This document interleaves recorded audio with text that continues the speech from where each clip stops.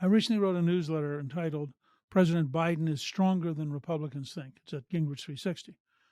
The reason I wrote it is it struck me that we don't keep score the same way.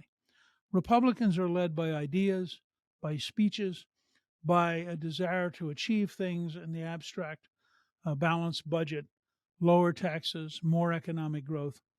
Democrats actually represent a coalition that has very clear, specific interest. The heart of coalition building is that you agree to give your fellow coalition members what they need, in return for which they will give you what you need. The Democratic Party coalition largely relies on government. The Republicans, because of the party of free enterprise, small business, entrepreneurship, doesn't primarily rely on government. So the Republicans don't have the same tools. But if you are Joe Biden, you go to the labor unions and you say, I'm going to give you an infrastructure bill with lots and lots of new jobs, and I'm going to fill the various government bureaucracies with people who are very pro-union. You go to all of the gay and transgender rights groups and you say, I'm going to make sure that we absolutely celebrate everything you want, that we make you feel important, and that we fill the government with people who want to implement your policies. You go to the racial activists and you say to them, we really want to explore things like reparations, and we really want to, again, have programs where anti-white racism is taught in the schools and where the Defense Department learns to be as woke as possible. You go to the teachers union and you say, we don't care what the test results are. We're going to get all the money we can for you and allow you to be in charge of dominating American education.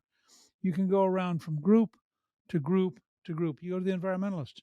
You say, I just passed the biggest pro-environment bill in history.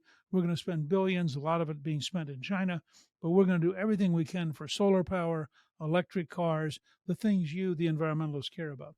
So each group is happy. You go to the trial lawyers and you promise them more excuses for litigation. So they're happy. And the result is Biden has a coalition, and you spend trillions of dollars a year in the federal government. You can buy a pretty big coalition. Each element of the coalition is pretty happy. Now, they don't care if Biden is embarrassed overseas because they don't believe in a strong America anyway. Liberals basically want a weaker America, less able to bully the world. They want an America that will not go out and do dangerous things and fight wars and try to somehow change other countries. And they want an America that basically gets along with China. And Xi Jinping doesn't scare them because they think that concepts like social credit and the kind of brainwashing that Mao did actually is pretty good stuff.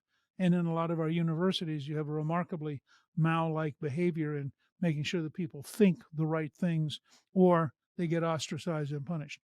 So Biden actually has a very strong coalition that on a bad day is going to get him above 40% in a general election. But more importantly, those coalition elements are the Democratic Party. And that's why no matter how old Biden looks, no matter how often he stumbles and falls, no matter whether he gets up and says, God save the Queen for reasons that are just weird, in the end, he will be the Democratic nominee. And I think it'll be virtually impossible for anyone to replace him. He may not win the general election, but it's going to be very hard for Democrats to replace him.